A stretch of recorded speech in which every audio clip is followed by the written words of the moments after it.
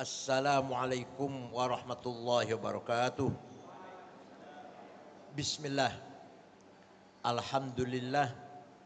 Wassalatu wassalamu ala sayyidina wa maulana wa syafi'ina wa habibina Muhammad Rasulillah wa ala alihi wa sahbihi wa man tabi'a sunnatahu wa jama'atah min yaumina hadha ila yaumin nahdah. Hadaratul muhtaramin, sahadatana ru'asa syuriyah, seluruh MWC yang hadir, dan para ketua Tanfidiyah yang saya hormati, anggota DPRD dari berbagai partai, ada P3, ada PDI yang hadir ya. PKB ada enggak? A'azzakumullah. Wabil khusus Kiai Rahmat Yahya dan Ketua Tanfidiyah siapa?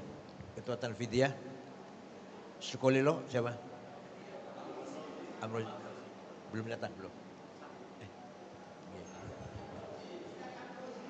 Amrozi, Ustadz Amrozi ya. Saudara saya Kiai Haji Dam Khalid ini keponakannya menantu kakak saya. Yang terhormat Bapak Camat Sukolilo, Kiai nggih. Kiai Muhammad Dzul Haidar. Calon Syuriah ini. Lurah, Pak Kepala Desa Ustadz Ahmad Fida Fajar, Kiai juga atau HK hampir Kiai lah. Ustadz Haris Nurullah, Kiai Irfan Haris, Kiai Zudi, Mas Gufron, Ketua KUA, Ketua MUI, Ketua Jatman, Muslimat Fatayat, Ansor, Pagar Nusa, Ibnu PPNU, Ayul Hudur Karim. Setelah Rasulullah 13 tahun di Mekah, dakwah siang malam dengan mendapatkan tekanan yang luar biasa, bahkan beberapa sahabat menjadi korban kekejaman Quraisy. 2 sahabat yang terbunuh, yaitu Yasir, bapaknya Ammar bin Yasir, dan ibunya Sumayyah yang dibunuh oleh Abu Jahal. Rasulullah 13 tahun dakwah Islam di Mekah hanya mendapat pengikut kurang lebih 120 orang. Itulah as-sabiqunal awwal. Puncaknya adalah ketika Bani Hashim diembargo oleh orang Quraisy, tidak boleh berhubungan. Mereka diembargo di sebuah jurang Syib Amir. Sekarang sudah nggak ada, jadi jalan tol sudah. Terpaksa setelah itu Rasulullah mencoba dakwah ke kota lain, yaitu kota Taif. 1 bulan di sana dakwah di Taif, tidak seorang pun masuk Islam. Tidak satu orang pun menerima dakwah Rasulullah. Bahkan beliau diusir dan dilempari batu. Beliau hanya ditemani 1 orang, sahabat Zaid bin Harithah, budak hitam. Beliau pulang ke Mekah dengan berdarah-darah. Kemudian Allah memberikan mujizat Isra Mi'raj sepulang dari Taif itu dengan membawa kewajiban fardu sholat 5 waktu. Datang musim haji, ada beberapa jamaah haji dari Yathrib. Kota itu dinamakan Yathrib karena yang membangun kota tersebut namanya Syekh Yathrib bin Laud bin Amliq bin Sam bin Nuh. 12 orang masuk kota Mekah. Ada isu sangat santer, ada orang gila namanya Muhammad. suka ngigau, Al-Quran badal, jadi jangan ngigau. Kesini berita demikian, ke sini sama aja, ke sana juga ramai sekali. Seluruh kota Mekah memberitakan ada orang gila namanya Muhammad, tukang ngigau. Akhirnya 12 orang penasaran. Ini berita yang santer kok tentang orang gila ini.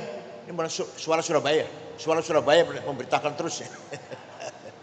Jawa Pos juga suara Surabaya. Penasaran orang 12 itu. Dicari orang gila tersebut. Jumpa di sebelah kanannya Jumroh Aqabah. Nabi sedang sholat. Setelah selesai sholat, orang 12 pemimpinnya itu berkata, innahu laisa bimajnun. Ini orang bukan orang gila. Innahu lan nabi alladzi tawa'ada bihi alaina yahud. Ini nabi yang sedang ditunggu-tunggu oleh Yahudi. Karena di Yathrib ada orang Yahudi, 3 suku. Di Mekah enggak ada. Orang Yahudi di Madinah, di Yathrib, kalau bertengkar dengan orang Arab, ada 2 suku orang Arab, Aus dan Khazraj. Kalau Yahudi 3 suku, Bani Qainuqa, Bani Quraidah, Bani Nadir. Kalau bertengkar dengan orang Arab, awas, nanti sebentar lagi ada nabi besar, nabi akhir zaman, akan saya usir kamu dari sini. Selalu ngomong gitu. Sebentar lagi, ini menurut kitab suci saya, sebentar lagi tanda-tandanya sudah dekat, akan lahir nabi besar, Khatimul Aulia, Khatimul Anbiya, dan akan menegakkan keadilan. Kamu akan saya usir. Nah, kata orang 12 ini, jangan sampai kedahuluan Yahudi. Ayo kita ikut. Ayo kita ikut nabi ini. Nanti kalau ketahuan Yahudi, Yahudi dulu nanti yang ikut. Maka orang 12 masuk Islam. Ini cerita singkat loh. Kalau rinci ya 2 tahun. Tahun depannya dari Madinah haji 72 orang. Langsung ketemu dengan Rasulullah di situ.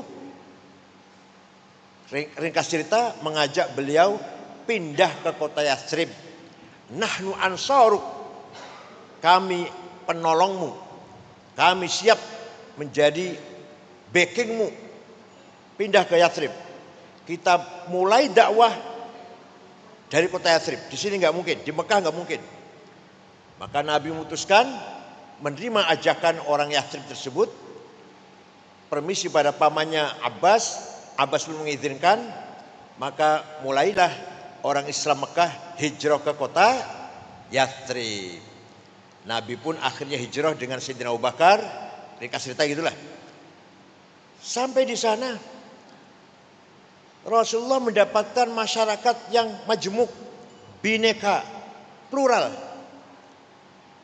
Ada umat Islam pendatang, namanya muhajirin. Ada umat Islam pribumi, namanya Ansor. Ada non-muslim Yahudi 3 suku. Masih ada pagan, musyrikin masih ada sedikit. Nabi memutuskan, Bismillahirrahmanirrahim.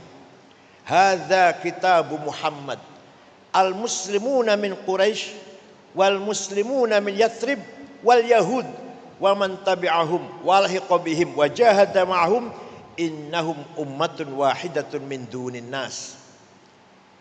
Bismillahirrahmanirrahim. Hadza kitab Muhammad. Ini keputusan Muhammad. Muslim pendatang, muslim pribumi, dan non-muslim Yahudi, asalkan satu visi misi, jahada ma'hum, lahiqa bihim, asalkan satu cita-cita, maka sebenarnya semua ini adalah satu umat. Jadi Rasulullah ketika di Yathrib tidak memproklamirkan negara Islam, tidak memproklamirkan negara Arab. Emang di Quran nggak ada, Pak? Di Quran tidak ada terminologi umat Islam, umatan Islamiyah. Ayo kalau ada silakan. Nggak ada. Yang bilang ada berarti nggak pernah baca Quran itu. Paling kulhu karo falak nas bacanya, ayat kursi. tahlilan. Kalau kita baca Quran, tidak ada dalam Quran secara eksplisit ummatan Islamiyah. Jadi umat Islam itu nggak ada. Jangankan negara Islam, ummatan Arabiyah nggak ada. Nah, Nabi membawa misi wa kadzalika ja'alnakum ummatan wasata. Umat wasata yang ada. Umat yang bermartabat, yang keren, yang disegani oleh seluruh umat yang lain. Isinya umat wasaton itu pendatang, pribumi, non-muslim, Arab, non-Arab, Muslim, non-Muslim. Dimulai dari Yasrib. Nabi sering atau selalu pesan wala udwana illa 'alal zalimin.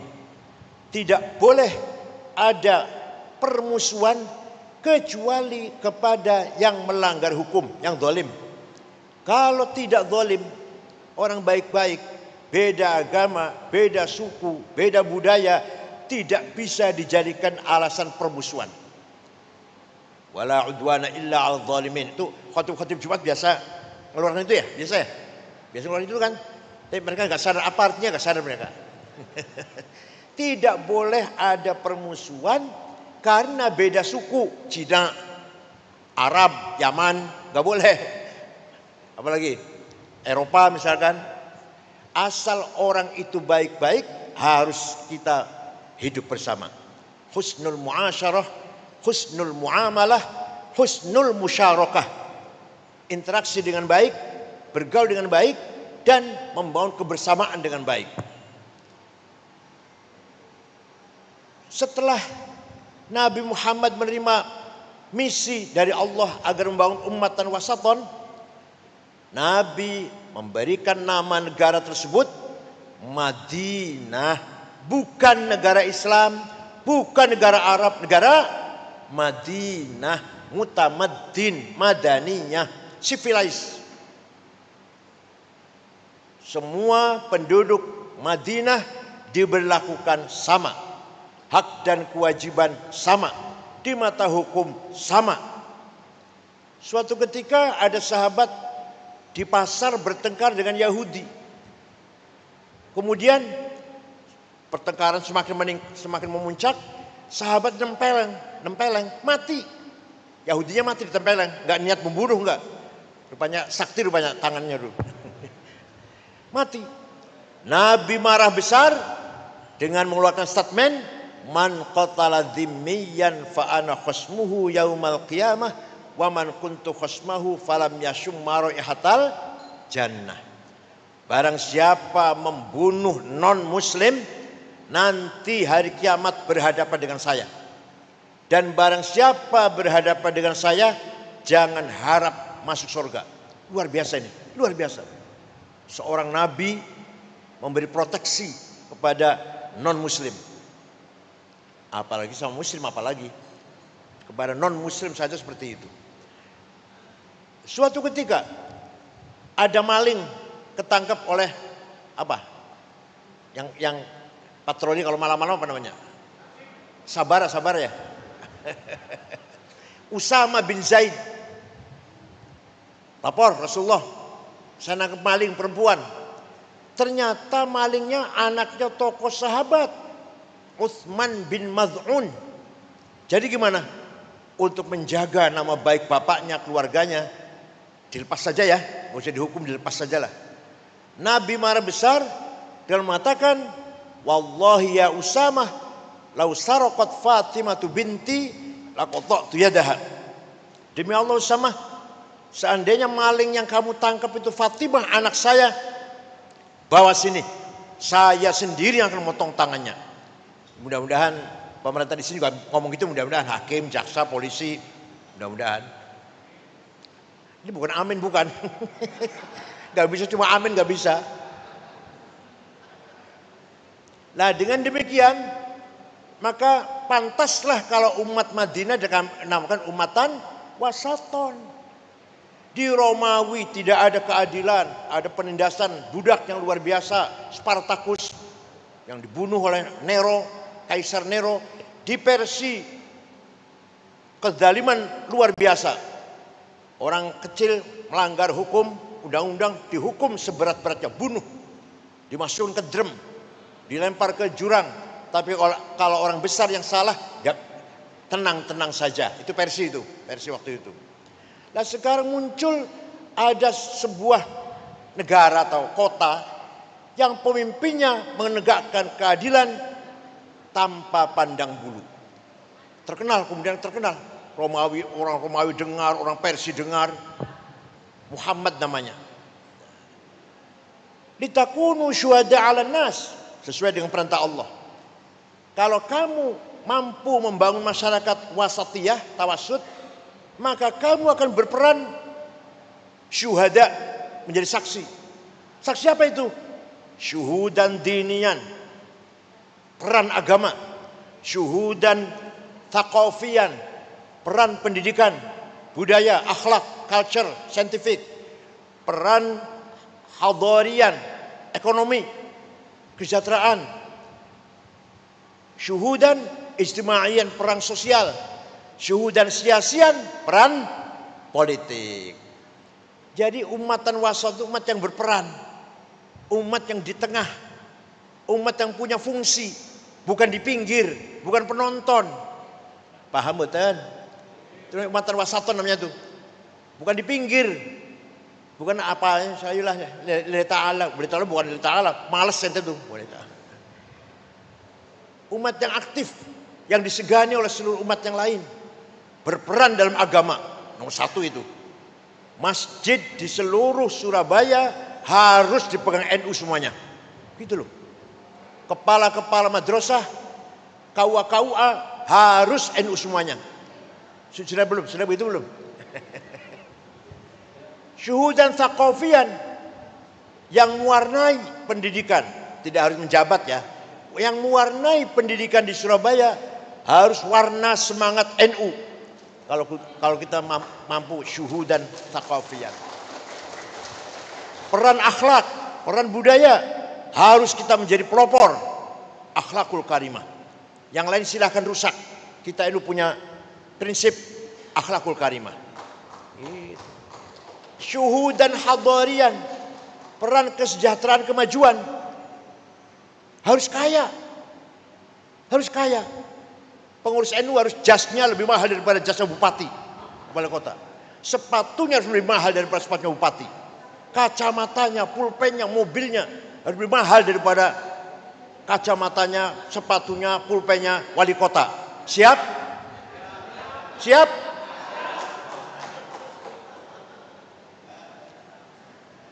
Harus mampu, peduli dalam bidang kesejahteraan, mengangkat harkat hidup masyarakat anggota NU.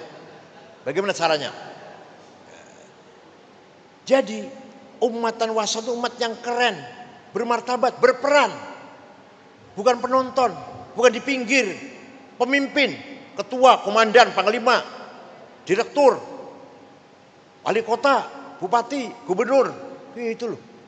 Kalau yang gubernur namanya syuhudan siasian, direktur bank syuhudan hadarian, kepala pasar syuhudan hadarian, bos nelayan, ya bos nelayan ya, yang punya kapal nelayan, NU juga itu.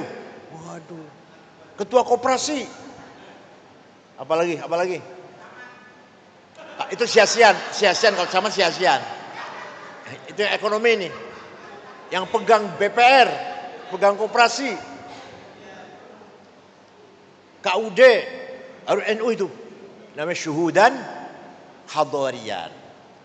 Ilmu, pendidikan, akhlak harus dipelopori oleh NU. Syuhudan thaqafiyan. Jadi idealnya seperti Nabi Muhammad membangun masyarakat Madinah, beriman, berakhlak, sejahtera, cerdas, pinter-pinter. Jadi Surabaya ini harus beragama yang kuat, akhlaknya mulia, sejahtera, kaya, rata-rata rumahnya 2 lantai, mobilnya Innova semua. Bukan amin ya, ini bukan doa, bukan amin. Jawabnya siap, jawabnya.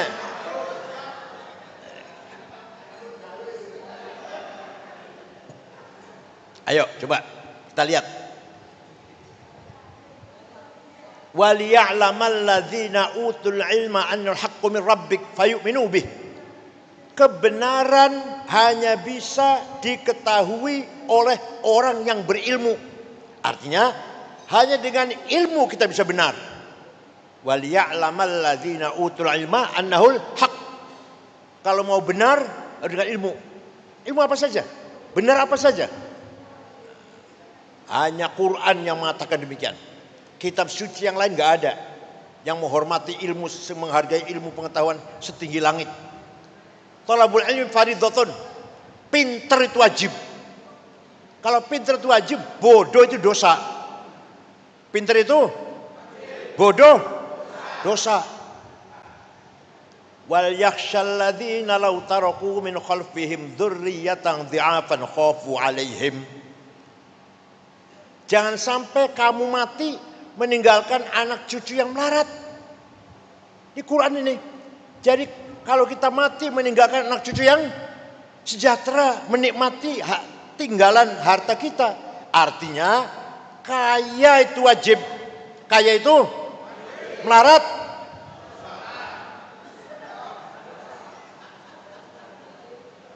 Walaqad katabna fi zaburi min ba'di dzikr annal ardi yarithuha ibadiyas solihun. Kekayaan alam ini untuk hamba-hambaku yang soleh. Batu bara, nikel, boksit, mangan, timah, uranium, emas, berlian, biji besi, biji tembaga, gas, minyak. Walaqad katabna, saya tetapkan, kata Allah, saya tetapkan bahwa kekayaan Indonesia alam ini untuk hamba-hambaku yang soleh. Prakteknya, kenyataannya, orang kaya nomor 1 Prayogo Pangestu. Duitnya 1.150 triliun. Nomor 2 Budi Hartono, Rokok Jarum dan BCA. 950 triliun. Nomor 3 Eka Cipta Sinarmas, 700 triliun. Nomor 4 Antoni Salim. Nomor 6 orang Islam Khairul Tanjung. Nomor 39 Haji Rashid. Nomor 40 Haji Muhammad Bayu. Saya cari, ya orang Sukarno nggak ada. Ini min jumlatil fuqara, semua ini min jumlatil fuqara.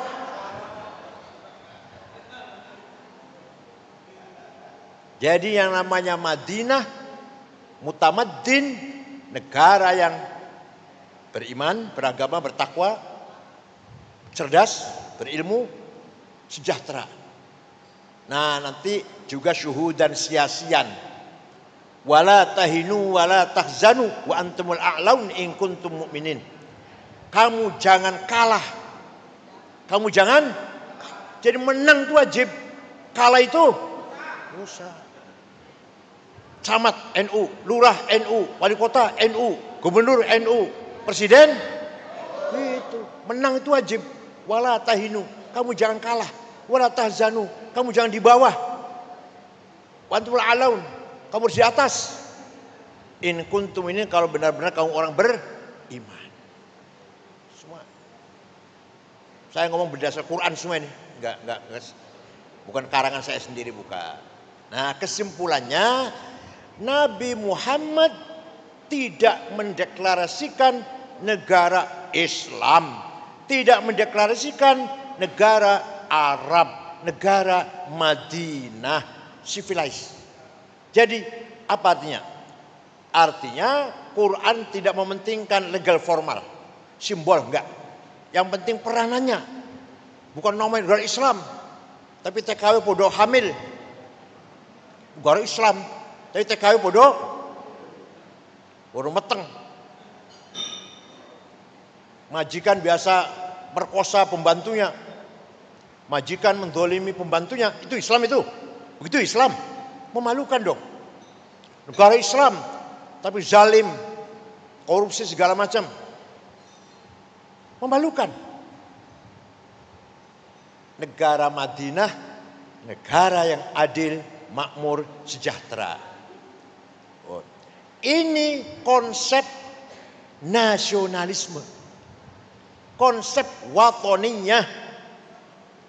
Kalau bahas sekarang. Nah, dah. Tinggal dulu. Tahun 1924 khilafah Utsman, sistem khilafah sejak Sayyidina Abu Bakar. Sejak Sayyidina Abu Bakar, Umar, Utsman, Ali, dinasti Umayyah, dinasti Abbasiyah, kemudian Utsmaniyah, Ottoman. Tahun 24 bubar. Khilafah bubar. Ya, negara agama sudah nggak ada, negara Katolik, negara Islam, negara nggak ada sudah. Agama tidak jadikan nama negara, tidak. Teritorialnya agama, negara Islam batasnya ini, negara Katolik enggak, sudah hilang itu. Yang menghilangkan apa? Seorang pemikir, ideolog dari Prancis namanya Ernest Renan, tahun 1895, menawarkan konsep negara kebangsaan, bukan negara agama, negara kebangsaan. Tamadun tadi, tamadun Rasulullah. Nah, yang membubarkan khilafah Utsman namanya Mustafa Kamal Ataturk. Kenapa bubar? Karena khilafah waktu itu lemah, la haula wala quwata. Wilayahnya dijajah semua. Irak, Mesir, Sudan dijajah Inggris.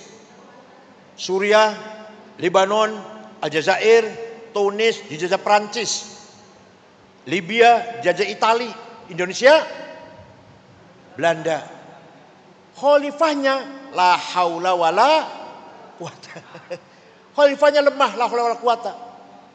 Akhirnya Mustafa Kamal Ataturk membubarkan sistem khilafah menjadi negara modern republik nasionalis Turki. Lah wilayahnya khilafah gimana yang luas sekali, terserah situ. Silakan urus masing-masing. Kami nggak tanggung jawab. Berdirilah negara nasionalis kebangsaan Turki modern sekuler. Nama tidak boleh ke Arab-Araban.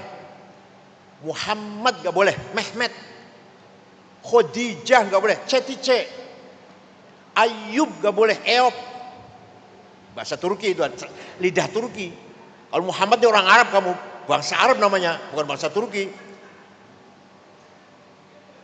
Pakai gamis kopiah putih di luar masjid dilarang. Dalam masjid boleh, dalam masjid. Jadi imam itu kalau datang pakai celana, masuk masjid baru pakai gamis. Jadi tinggal di masjid. Nah, simbol-simbol khilafah gak boleh. Bahkan di kota Ankara, ibu kota baru Turki, tadinya kan Istanbul, beda ke Ankara, azan diganti bahasa Turki. Kementerian Haji dan Wakaf dibubarkan. Yang mau haji silahkan, tapi ngurus sendiri. Negara gak memberi fasilitas, ngurus sendiri. Sound system di masjid dilarang. Itu tahun 24. Mustafa Kamal berpegang teguh dengan ideologi nasionalisme yang dikonsep oleh Ernest Renan. Nah, ringkas cerita, tahun 30-an ada seorang pemimpin Arab beragama Kristen Ortodok dari Suriah, Damaskus, namanya Mitchell Aflaq, membentuk partai politik. Jadi setelah bubarnya khilafah, umat Islam terombang-ambing, belum ada partai politik. Baru tahun 30 orang Arab punya partai politik. Namanya Partai Ba'ath, partai nasionalis sekuler,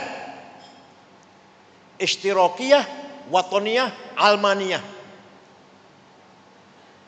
Namanya Mitchell Aflaq. Gak masalah agama, gak masalah nasionalisme ini, bukan masalah agama, walaupun dia orang Kristen, tapi pengikutnya aktivis Muslim. Dengan menggerakkan semangat nasionalisme untuk melawan penjajah. Maka mengkader pemuda-pemuda Arab. Dari Suriah yang menonjol namanya Abdul Karim Qasim. Dari Irak namanya Hasan Bakr. Dari Mesir Jamal Nasir. Libya Abdus Salam Jalud. Dari Tunis Habibur Ghaibah. Dari Sudan Ja'far Numairi. dari Aljazair, bin Bella, Hawari Boumediene. Mereka di kader agar mempunyai keyakinan ideologi nasionalis, menuntut kemerdekaan masing-masing melawan penjajah. Gak masalah agama, gak ngurus agama, enggak. Namanya sekuler. Kalau anti agama namanya ateis. Ini enggak, anti sih tidak, tapi organisasinya enggak peduli agama, enggak peduli. Namanya sekuler. Nanti tokoh-tokoh Ba'ath ini akan berlanjut menjadi tokoh-tokoh nasionalis Arab. Saddam Hussein, Hafid Asad Suriah, Jamal Nasir, Anwar Sadat Mesir, Sudan, Aljazair bin Syadil bin Jadid, dan seterusnya lah. Nah, mereka ini tokoh-tokoh pejuang nasionalis, tidak peduli dengan agama. Saddam Hussein, Hafid Asad, Jamal Nasir, gak peduli agama, enggak. Ya beragama sih beragama, tapi tidak ada konsep memperjuangkan agama, enggak ada. Nah, tahun 37 orang Islam baru sadar, kita harus punya partai nih. Lahirlah partai pertama yang berdasarkan Islam dari Mesir, namanya Ikhwanul Muslimun. Pendirinya namanya Syekh Hasan Banna Al-Azhar, jebolan Al-Azhar. Asli orang Maroko aslinya.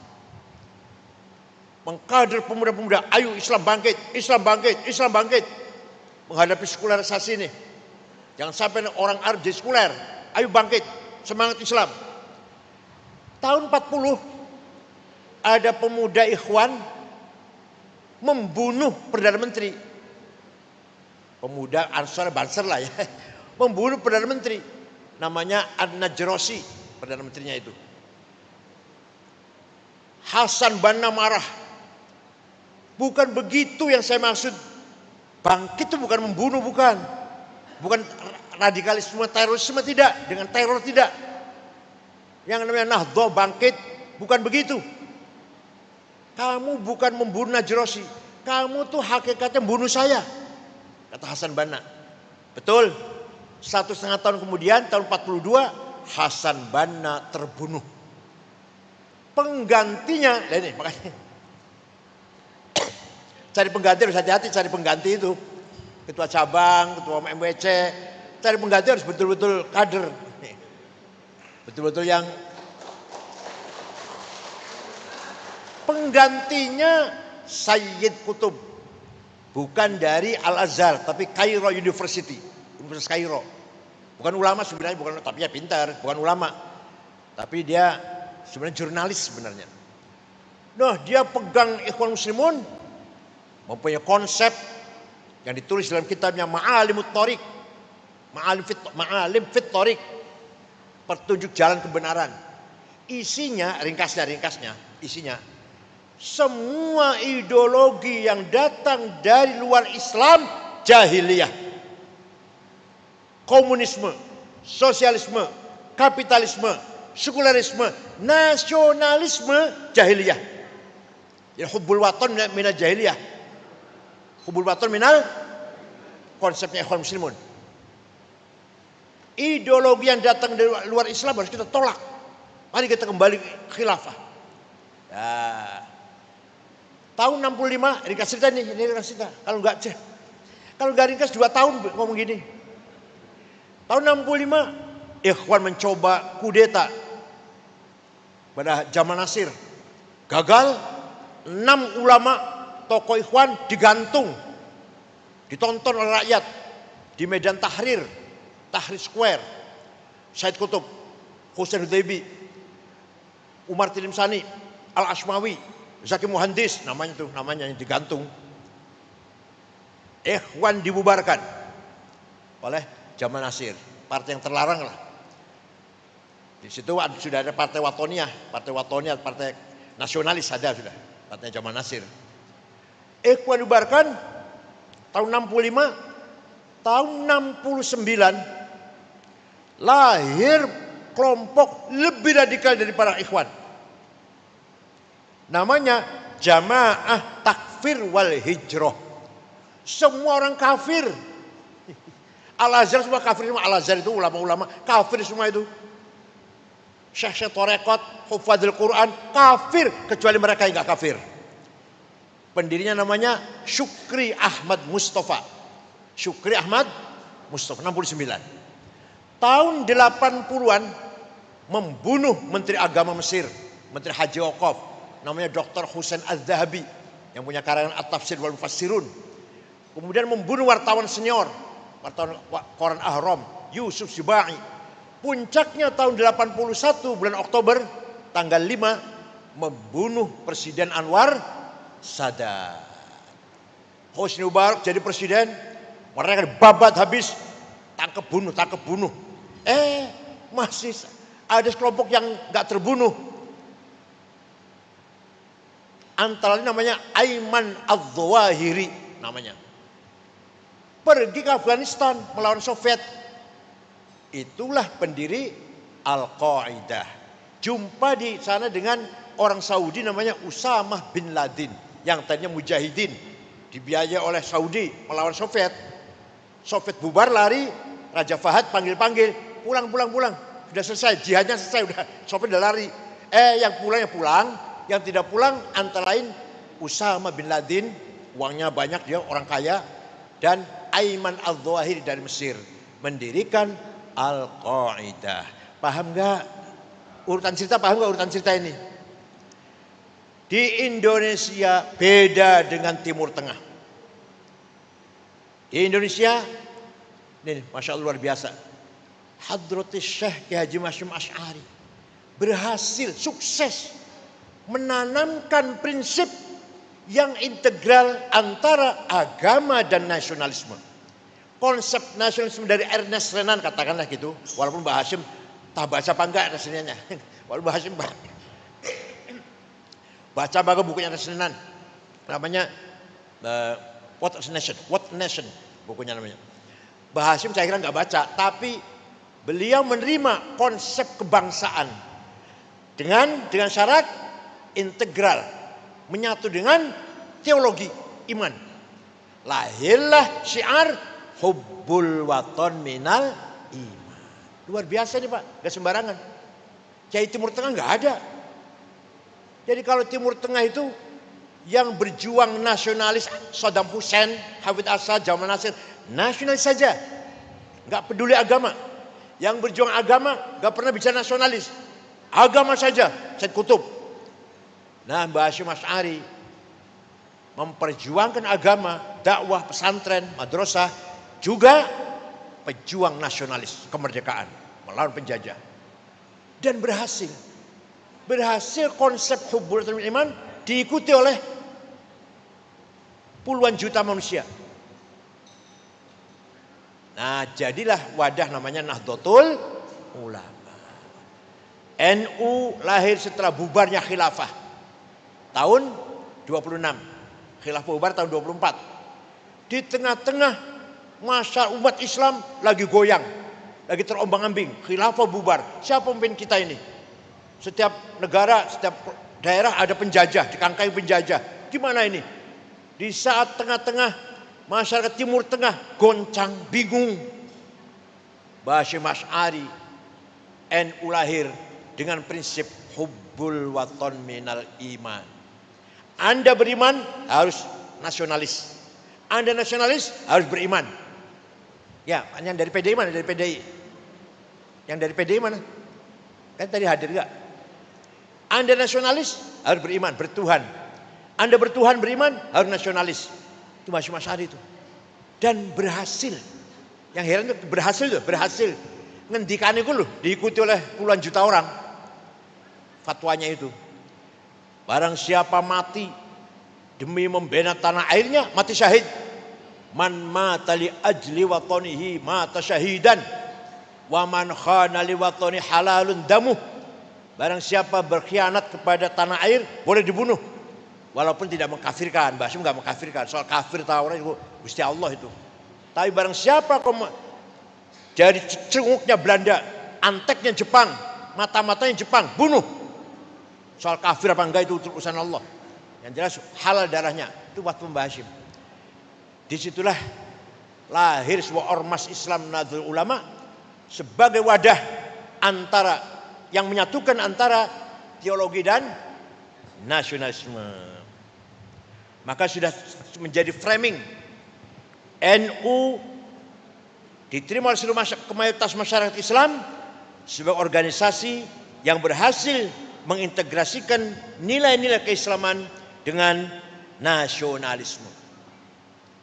Mbah Hashim, Kiai Wahab, Babi Syekh, Ali Maksum, Kiai Mahrus, Kiai As'ad, pejuang agama sekaligus pejuang nasionalis.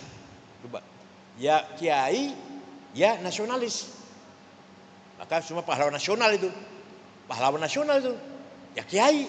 Coba, nggak ada itu Timur Tengah, nggak ada. Negara Arab nggak ada. Kita bersyukurlah punya NU ini. Jadi negara NKRI ini, negara Indonesia ini, kapal besar yang jadi supir presiden, gubernur, wali kota, bupati, camat, itu supir kapalnya itu. Nah, NU mana? NU di mana? Jangkar. NU itu jangkar. Yang kalau kapal itu berhenti, yang menjadi jangkar adalah Nahdlatul Ulama. Penyelamat.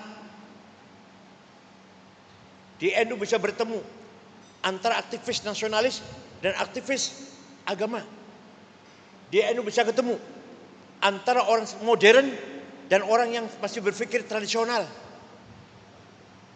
Di NU masih banyak kiai yang utawi iku.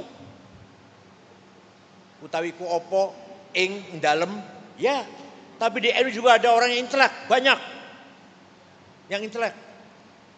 Di NU ada yang kelompok yang mempertahankan tradisi lama.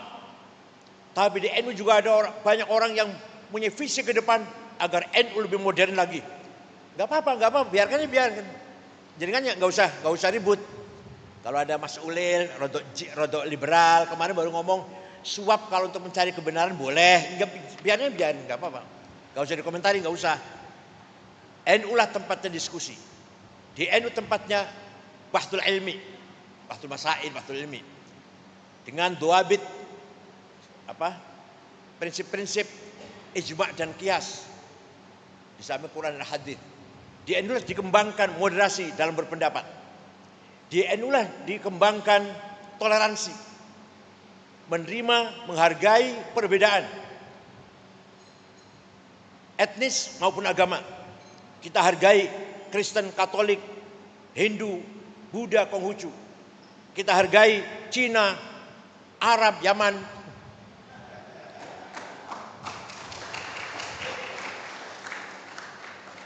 Kita orang bule lah yang hidup di, apalagi yang suku asli Nusantara harus saling menghargai. Jawa, Sunda, Madura, Melayu, Batak, Dayak, Ambon, Bugis. Harus kita saling satu sama lain menghargai. Itulah sesuai dengan negaranya Rasulullah, negara Madinah. Luar biasa. Yang sangat menonjol. Fatwa resolusi Hasyim Asy'ari. Nikah mau datang. Tentara Inggris dipimpin oleh Brigjen Malabi mau datang, alasannya mau mencari orang Belanda yang ada dalam penjara. Kan Jepang kan memenjarakan orang Belanda. Masih banyak dalam penjara Indonesia ini yang orang Belanda yang dipenjara oleh Jepang. Maka kedatangan nikah itu alasannya untuk mencari orang-orang Belanda yang dalam penjara. Oke. Ternyata membawa senjata berat, membawa pesawat tempur. Maka Presiden Soekarno, Muhammad Hatta, Jenderal Sudirman berunding, ini bukan hanya sekedar ingin mengambil orang Belanda yang masih sisa-sisa orang Belanda dalam penjara Jepang, bukan. Ini jelas nih, mau berbuat menjajah lagi nih, mengembalikan penjajahan ke Belanda. Maka gimana? Kita lawan. Waduh, tentara baru istirahat, baru bernapas. Itu kan Oktober tuh. Jadi Agustus, September, Oktober, tentara baru istirahat. Jadi gimana? Dikeroyok. dikeroyok oleh rakyat. Namanya intifadah. Seperti anak-anak Palestina tuh, tentara Israel yang pakai tank baja dilempari batu, namanya intifadah, bukan perang. Kalau perang sama-sama senjata, ini enggak. Tank baja dilawan dengan batu, kerikil, anak-anak Palestina dulu. Namanya intifadah. Nah, oke, setuju.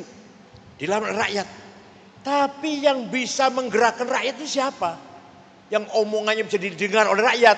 Oh itu, Kiai Haji Hasyim Asy'ari, Jombang itu. Terus kali ngomong pasti orang ikut semua itu. Maka 3 pemimpin itu menyuruh utusan menghadap Kiai Haji Hasyim Asy'ari. Hazreti Syekh, saya diperintah oleh Bung Karno Hatta Jalan Sudirman bertanya kepada panjenengan, hukumnya membela tanah air. Bukan bela agama loh, bukan bela agama, bela tanah air. Pak Hasyim Asy'ari dengan tegas, hukumnya fardu ain. Podo karo salat, podo karo puasa Ramadan, fardu ain.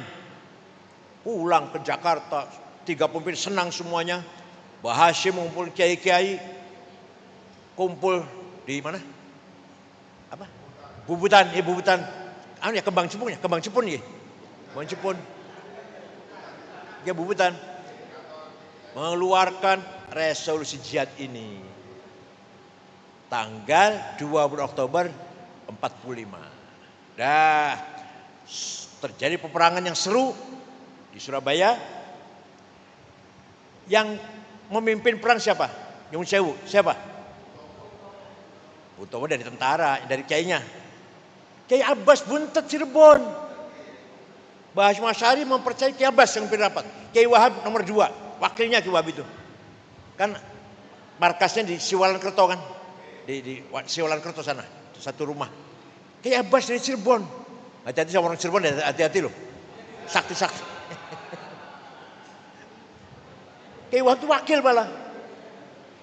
Terjadi peperangan yang tidak seimbang, tapi alhamdulillah kita menang.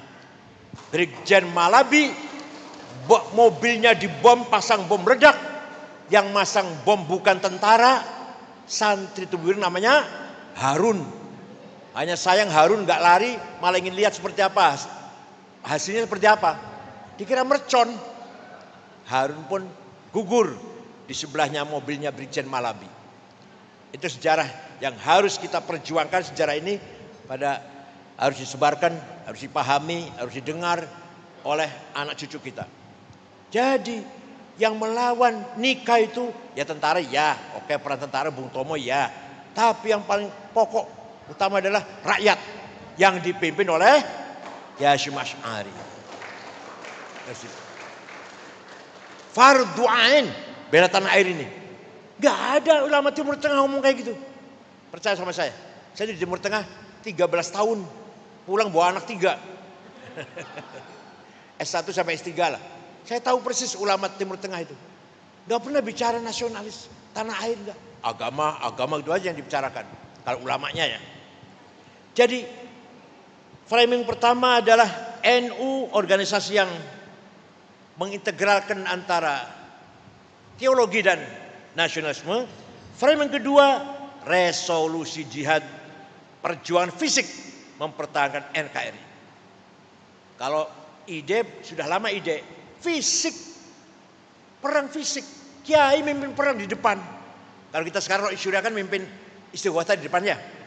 Kalau kiai dulu perang bukan istighothah.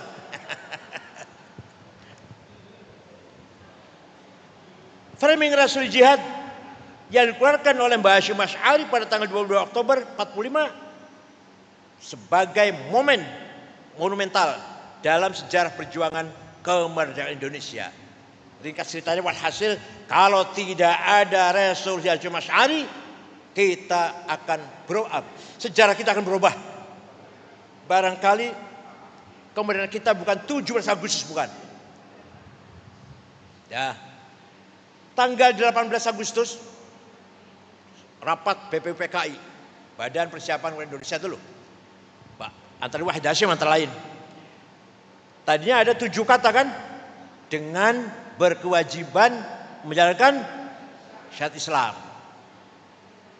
Yang dari Indonesia Timur, yang Kristen, enggak setuju.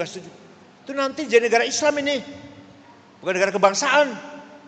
Enggak setuju saya. Kalau dipaksa kita keluar dari Indonesia. Mau merdeka sendiri, kata orang Kristen yang Indonesia Timur, NTT atau Ambon lah. Kiai Wahid Hashim pulang ke Jombang. Belum ada WA ya. Pulang ke Jombang. Lapor pada ayahnya, gini. Mbah Hashim Asy'ari jawab, ya nanti malam tak sholat dulu.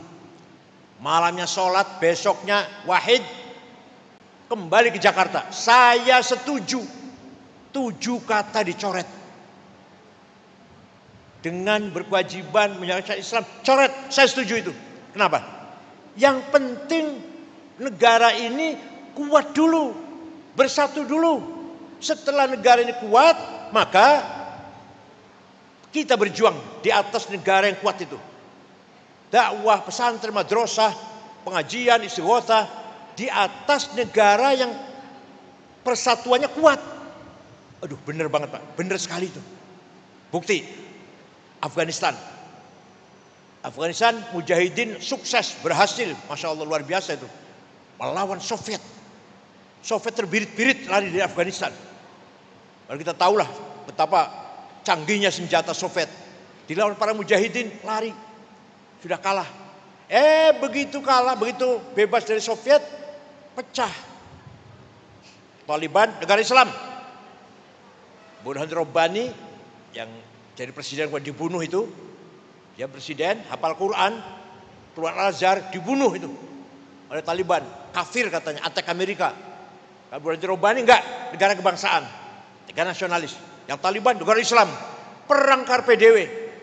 Negaranya belum kuat, baru merdeka, sudah bicara tentang negara konstitusinya Islam apa nasionalisme. Sampai sekarang tuh belum kuat persatuannya. Kalau di kita enggak tuh, Mbah Hashim Asy'ari itu. Yang penting Indonesia bersatu dulu, kuat dulu eksistensinya, persatuannya. Kalau dia kuat, ayo di atas negara yang kuat itulah. Pesantren, madrasah, dakwah, aktivis ormas Islam. Di atas negara yang sudah kuat. Nah kalau negaranya nggak kuat, ya Afghanistan itu. Belum bersatu, belum beres persatuannya. Sudah Islam nasionalis, perang saudara nggak karu-karuan. Maulid Nabi dibom, Jumatan dibom, pasar dibom, madrasah dibom, Presiden Burhan Rabbani dibunuh, kafir, antek Amerika. Itu Afghanistan 100% Muslim, hanya 7 suku Afghanistan. Kita sukunya lebih dari 400. Agama ada 6 yang resmi, belum yang gak resmi. Gotoloco, Satodarmo, Sambelun, Subud, Sunda Wiwitan, Karuhunan, Kapitayan, Kaharingan, Darmo Gandul. Alas. Coba kita mau ngadain pesantren, masjid, mau bangun, apa harus ada IMB? Ya harus sih. Gampang diurus nanti belakangan, ya gitu ya. Ya. Bangun masjid tanpa IMB kan? Bangun madrasah tanpa IMB kan? Pesantren nggak ada IMB-nya kan? Iya nanti gampang diurus belakangan. Nggak apa-apa, pemerintah diem aja. Maulid Nabi malam-malam, istighotsah malam-malam, 10.000, 20.000 orang dibiarkan oleh negara yang berdasarkan Pancasila, nggak berdasarkan Islam tidak. Di Saudi Arabia Pak, di Saudi Arabia mau ngumpul orang 10.000 tangkap sampean. Mau bangun madrasah tanpa izin tangkap. Di kita bangun madrasah dulu, peletakan batu pertama dulu. Biayanya dari mana? Ya di jalan seser, gitu ya. Bangun masjid baru itu pertama. Dan mana dananya? Nyeser jalan. Masya Allah. Aman-aman ya. IMB nanti gampang belakangan IMB itu apa itu IMB itu? Makhluk apa IMB itu? Makhluk apa itu? Ya Allah bebas banget. Bukan negara Islam tapi kita aktivitas dakwah Islam bebas sebebas-bebasnya. Kenapa?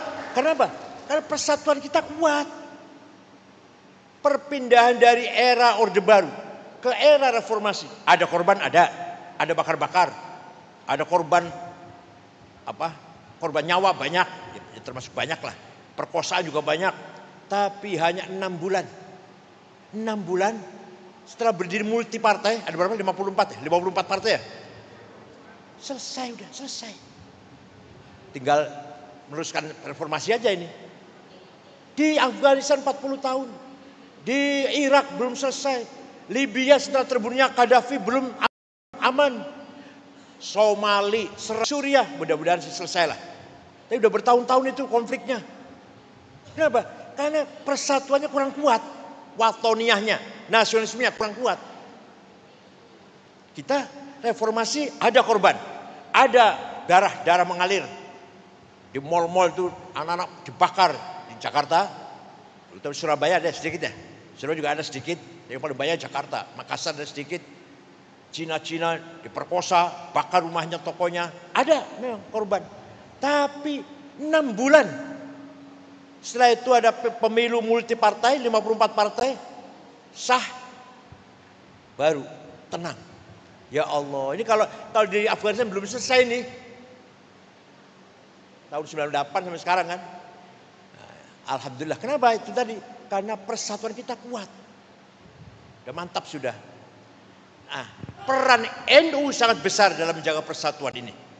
Peran ulama sangat besar, jangan dianggap sepele, dalam menjaga keutuhan NKRI ini. Kemudian yang ketiga, yang paling penting lagi, framing moderasi beragama. Terkenal dan telah terbukti nyata, NU cara beragama moderat. Kita hormat dengan perbedaan agama. Berdasarkan Quran, Pak. Wala tasubbul ladzina yad'una min dunillah. Jangan kamu mencaci maki orang yang tidak menyembah Allah. Jangan mencaci maki orang Kristen, Katolik, Hindu, Buddha, Konghucu. Quran. Wala tasubbul ladzina yad'una min dunillah fayasubbul adwan bighairi ilm kadzalika zayyana likulli ummatin 'amalahum thumma ila rabbihim marji'uhum fayunabbihum bima kanu ya'malun. Masing-masing umat punya kebanggaan sendiri-sendiri. Agamanya, bahasanya, budayanya. Harus kita hormati. Agama Kristen, budayanya seperti ini. Bahasanya seperti itu. Kita hormati. Quran itu Pak, luar biasa. Luar biasa Quran itu. Jadi berangkat dari Al-Quran inilah prinsip toleransi, moderasi. Tidak boleh fanatik. Tidak boleh eksklusif. Tidak boleh monopoli kebenaran, nggak boleh. Masing-masing agama membawa kebenaran menurut agamanya masing-masing loh ya. Pak, paham tak? Masing-masing agama menawarkan kebenaran. Menurut pengikutnya, ya benar. Kebenaran saya kata Kristen begini, kebenaran Buddha begini, kebenaran Hindu ya begini. Kita pun bawa kebenaran, menawarkan kebenaran. Ayo kita berlomba menawarkan kebenaran pada masyarakat. Tidak dengan caci maki, tidak dengan wabima rahmatin minallahi lahum walau kunta faddan ghalidhal qalb lan faddu min haulik. Kalau kamu kasar Muhammad, seandainya kamu kasar Muhammad, niscaya orang Mekah lari meninggalkan kamu. Itu turunnya ayat itu ketika Fathu Makkah tahun 8 Hijriah. Nabi masuk kota Mekah diikuti para sahabat 12.000. Orang Mekah ketakutan, dikira Nabi Muhammad mau balas dendam. Ternyata Nabi masuk kota Mekah, al-yaum yaumul marhamah. Hari ini hari kasih sayang. Tidak ada balas dendam. Saya maafkan semuanya. Akhirnya orang Mekah semua masuk Islam. Wa ra'aitan nasa yadkhul fi dinil afwaja. Lihat Muhammad, orang Mekah masuk Islam semuanya. Ya Allah. Tapi Sayyidina Abu Bakar baca ayat itu, turun ayat itu, nangis. Ini pertanda bahwa Nabi Muhammad sudah akan berakhir. Yang lain senang, sahabat-sahabat yang lain senang. Orang Mekah masuk Islam semua. Jumlahnya orang Islam sudah 100.000. Karena Mekah paling padat penduduknya waktu itu. Orang yang lain senang, Abu Bakar menangis. Dengan adanya masuk Islam, orang Arab masuk Islam semua, pertanda Nabi Muhammad sudah akan berakhir.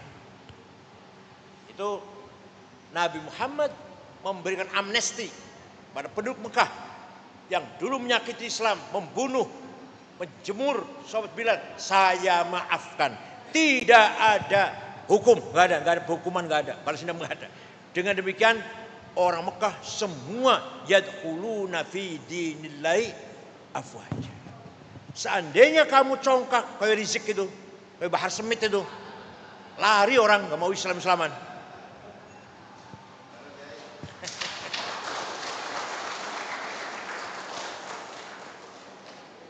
Ya sekarang sedang menerima karmanya lah. Dulu kan suka ngomong Gus Dur buta mata, buta hati. Nah sekarang lagi kena ini. Said Akil bego.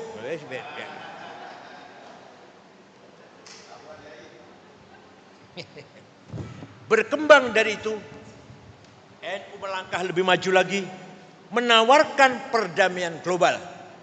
Itu terutama dimulai dari Gus Dur terutama. Terus terang saja. Sebelum ketuanya Gus Dur, Rois Amnya sebelum Pak Kiai Ahmad Siddiq, NU itu masih bermimpi konstitusi negara ini syariat Islam. Syariat Islam masih dijadikan konstitusi dasar hukum negara. Masih ada. Maka Pak Harto juga curiga kan. Kiai Ahmad Siddiq dan Gus Dur terpilih tahun 84 ya Jobodo.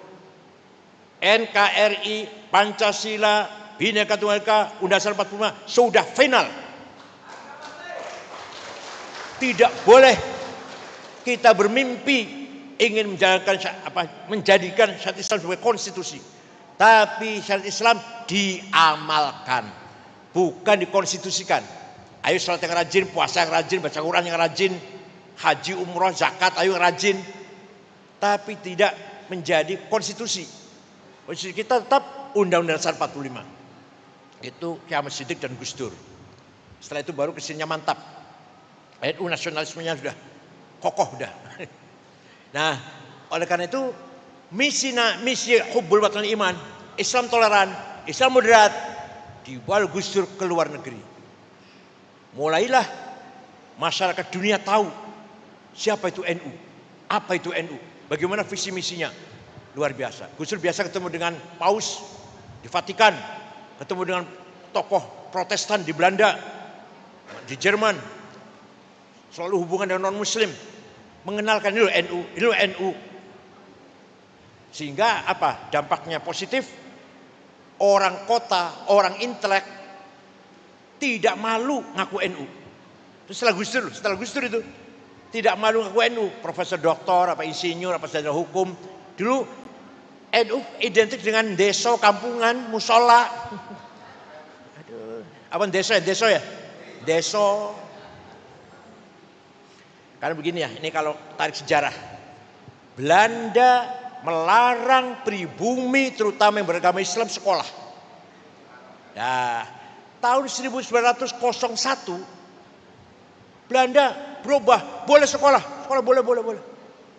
Nah, nanti yang akan jadi Muhammadiyah sekolah. Kiai-kiai pesantren malah haram sekolah. Gak usah kiai kuno lah, ayah saya itu baru wafat tahun 90.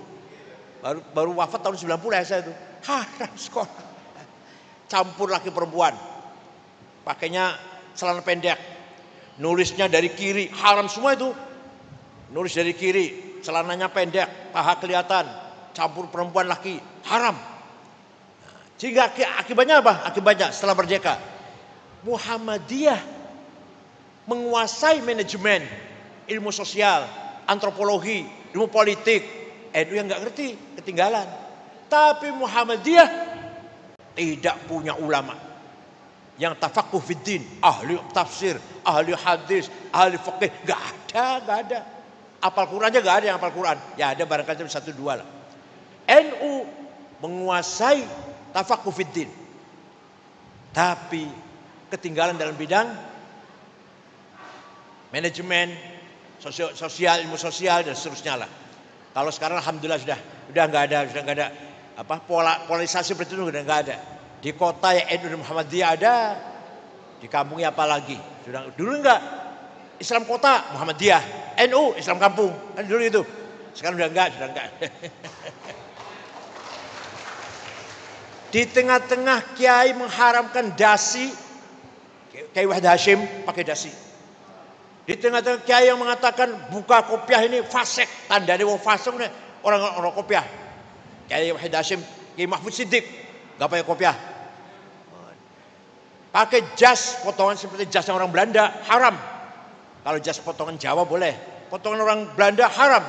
Kiai Wahid Hashim, Kiai Mahfud Siddiq pakai jas seperti itu. Walhasil ya harus begitu. Nah, tidak boleh berhenti. Terus pemikiran tatawurat asal kita tidak berubah dalam prinsip akidah Ahlussunnah wal Jamaah. Soal yang lain-lain thaqafah dan hadarah, pendidikan, budaya, hadarah, kesejahteraan, enggak boleh mandek. Mulai besok NU harus kaya, gitu loh. Mulai besok NU harus pinter. Anak-anak NU, pemuda-pemuda NU yang bisnis silakan, yang rajin. Jam 3 bangun tahajud. Syukur-syukur jam 2, kalau saya jam 3. Salat tahajud. Istighfar 100 kali. Sholawat Muhammad 1000 kali. Alif Lam Sajdah sekali. Yasin sekali. Waqiah 3 kali. Tabarok sekali. Pas sampai subuh. Bar subuh sholat golek duit. Sampai duhur makan siang sholat duhur golek duit. Sampai asar, sholat asar, cari uang. Sampai maghrib leren. Maghrib leren, silaturahim, tahlilan, jamiahan. Dengan tetangga, ketemu dengan anak-anak.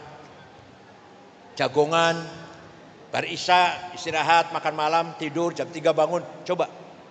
Bukan saya berarti nyuruh kaya itu mengendorkan ibadah, tidak. Ibadah pun yang rajin. Tahajud tidak boleh ditinggalkan. Malah bagi Imam Abu Hanifah, mazhab Hanafi, witir itu wajib. Witir itu wajib Abu Hanifah.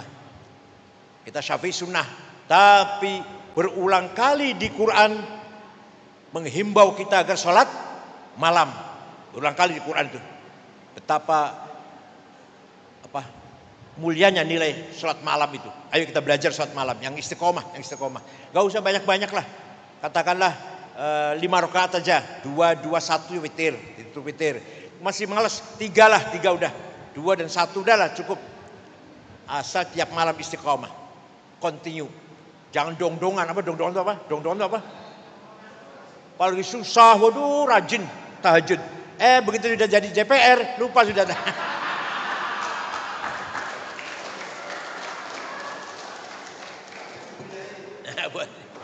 Seumpama. Nah, dalam rangka menghadapi era globalisasi ini tidak mudah, sangat berat. Dengan adanya medsos, YouTube, Instagram, TikTok, Google, manfaatnya besar, tapi madharatnya, ya Allah. Film-film porno, melihat film zina itu nggak sembarangan loh, bukan barang kecil itu. Melihat nonton film zina di akhirat jadi saksi sampean. Mau jadi saksi orang zina? Jadi kalau kita lihat TikTok atau lewat lah, itu dilewat, jangan dilihat, jangan. Yang lainnya berfaedah, ilmu, ceramahnya saya, ceramahnya Gus Baha. Itu manfaatnya. Apalagi Google luar biasa. Kitab apa saja ada di Google. Gak usah kita punya kitab lemari-lemari, dari HP saja. Tafsir, hadis, fikih, tarikh, ilmu kalam, filsafat, sastra ada semua. Nama-nama orang terkenal ada semua. Imam-imam, ulama-ulama, pejuang-pejuang ada, Gus Dur ada, saya ada. Anak saya pun ada. Di Google ada anak saya, Dr. Rihab, RIHAB. Mulai terkenal mulai. Dia psikologi Islam. Itu dokternya ilmu jiwa Islam. Kelebihannya bahasa Arab menguasai, bahasa Inggris menguasai. Itu kelebihannya, itu aja kelebihannya. Kalau dia menguasai buku Arab dan buku Inggris, maka bisa terkenal.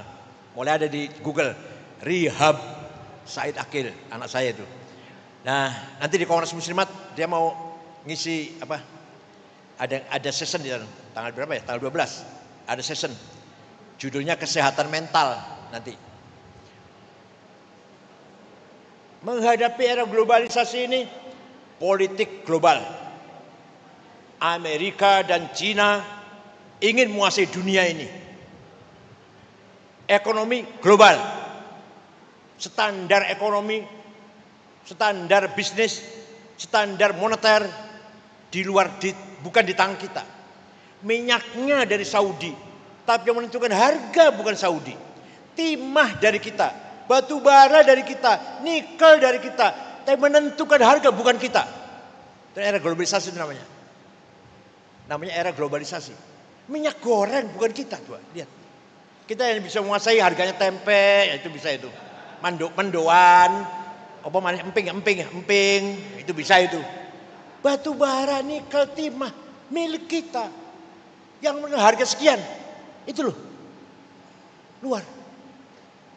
Budaya, ini yang paling bahaya lagi. Budaya, akhlak, cara berpikir sudah dikuasai oleh bukan kita.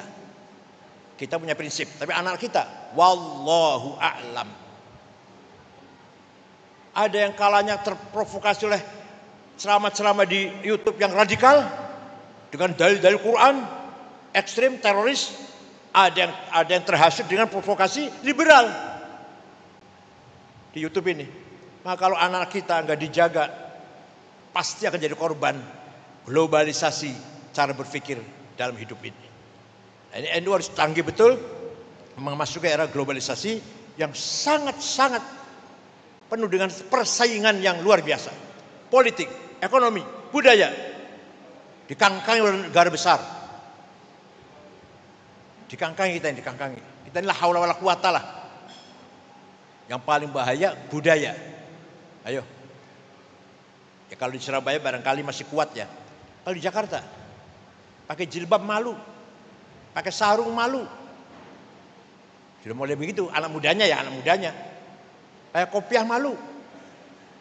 Tuh, satu sisi. Yang sisi lain, takbir. Sisi lain. Pakai gamis. Bukannya gamis, badan.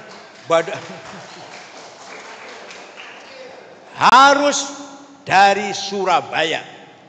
Yang pertahankan tawassut wasatiyah. Modern tapi tetap prinsip Ahlussunnah wal Jamaah. Tapi kita modern. Pakai celana enggak apa-apa, pakai dasi enggak apa-apa. Tetap Ahlussunnah wal afdhalul dzikri fa'lam annahu. Pakai dasi itu budaya itu. Milik kita itu harus dipertahankan. Kita kan enggak marem ya, semua diajak gini sama mama. Ayo kita baca Fatihah yang pahalanya untuk Rasulullah, para sahabatnya, marem boten. Yang marmur ilah hadratin Mustafa Rasulullah sallallahu alaihi wasallam wa auliya ilah masyal ardil maghribiha barri wa bahriha jibal din. Padahal kita enggak ngerti apa itu yaminiha wa syamiliha wa shimaliha. Kita enggak ngerti marem kata baca Fatihah. Ilah hadratin Mustafa sallallahu alaihi wasallam wa ali wasallam kiram wa tabi'in tabi'in ila qiyamati bi ihsan wa auliya ilah masyal ardil maghribiha barri wa bahriha jibal diyatiha an yamin shimaliha ulama sadina fiddin buatin opo sebus lah. Al-Fatihah marem. Kalau diterjemah malah enggak marem. Ngebetan terjemah yuk. Mari kita baca Fatihah sama-sama. Yang pahalanya kita persembahkan kepada Rasulullah, para sahabatnya, para keluarganya, dan para pengikutnya, dan para wali-wali Allah, dan para ulama. Marem betul? Boten. Itu namanya thaqafah. Budaya namanya budaya. Nah, apalagi berjanji debat, jangan ditinggalkan. Silakan pakai celana, silakan pakai dasi, silakan perempuan juga pakai celana, silakan asal tutupi aurat lah. Asal tetap berjanjian, tetap debaan, tetap burdahan. Kiai Rois Syuriah harus hafal burdah, berjanji. Kalau nggak hafal jangan diamplopin.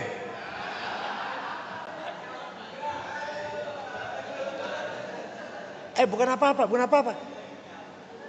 Karena itu milik kita. Berjanji, debat, talqin, Manaqib Syekh Abdul Qadir Jilani, milik siapa itu? Milik kita. Kalau bukan kita yang hafal, siapa yang mau hafal? Muhammadiyah suruh hafal. Talqin hafal. Mana Syekh Abdul Qadir Jilani hafal. Khutbah nikah hafal. Khutbah gerhana hafal. Apa khutbah Jumat apa lagi? Kalau ada kiai Rais Syuriah khutbah Jumat baca, jangan pakai lagi. Apa bedanya kalau SAG? Mosok keluaran tebuirang talir boyo tak ploso khutbahnya moco. Bodoh karo SAG. Mimbar masjid jangan dikasih buku khutbah, buang. Kalau ngundang berjanjian jangan sediakan bukunya. Jangan sediakan bukunya, biar apal-apalan. Kalau nggak hafal jangan kasih amplop. Karena itu milik kita. Jangankan itu Pak, jangan itu. Ngesai kita pun itu utawi iku. Ayo kita pertahankan, itu budaya kita itu. Utawi mim, khobar kho, fa'il fa, ya Allah. Pihak lain nggak ada itu. Kita harus bangga dengan milik kita, itu kita kebanggaan kita. Muhammadiyah nggak punya, Persis nggak punya, Wasliyah nggak punya, Al-Irsyad nggak punya. Kita yang punya. Utawi, iku kho, fa'il fa, maf'ul bih, fa utawi limubtada iku khobar opo li fa'ilin wana ibi dhohar wa ing li maf'ulin bihi krono li maf'ulin li ajlihi wa ing dalam dhorof serta li maf'ulin ma'ah wa kang sifah silatu mausilin kada mithul sifah wa mutlaqul maf'uli fihi kelawan kada kaba ujari fatlu bil bayan apane li tamizi hale halu fastahidu bil hifdzi ya rijalu. Milik kita itu.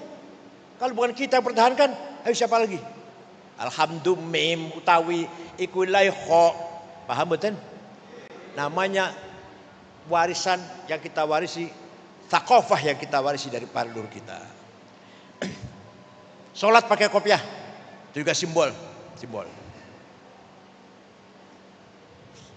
Idul Fitri sowan kiai, silaturahmi para kiai atau ada apalah munasabah apalah, sowan kiai itu simbol kita. Orang lain nggak ada itu, orang lain nggak ada. Gemeruduk, berbondong-bondong, soal kiai, cium tangan, itu simbol kita. Pertahankan. Anak kecil diajak, cucu diajak soal kiai. Supaya nanti sudah terbiasa. Jangan panjenengan tok, cucu diajak supaya kenal kiai. Maulid Nabi, baca berjanji, cucu diajak. Walaupun masih kecil, supaya membiasakan, familiar. Tuh, saya kira itu kesimpulan terakhir.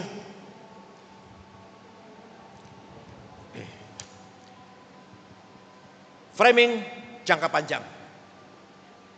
Sustainability. Apakah anak kita sudah disiapkan untuk melanjutkan perjuangan kita? Hadza su'alun azim. Big question. Tanya pada kita masing-masing. Kita sudah menyiapkan belum? Anak cucu kita siap meneruskan menerima estafet perjuangan kita? Itu. Kalau panjenengan sih kader jelas, panjenengan kader semuanya. Tapi jangan ke depan, apakah cucunya ibu siap? Sudah disiapkan belum? Untuk menjadi kader. Nah, ini harus disiapkan. Jangka panjangnya ini. Jangan sampai ya naudzubillah anak Syuriah, anak Tanfidiyah, anak malah musuhi NU. Tahlil bid'ah, Maulid Nabi bid'ah, ziarah kubur musyrik. Kan banyak ya. Bukan di Surabaya bukan, banyak. Saya punya teman waktu kuliah PMI, si anaknya nggak mau NU. Banyak itu banyak.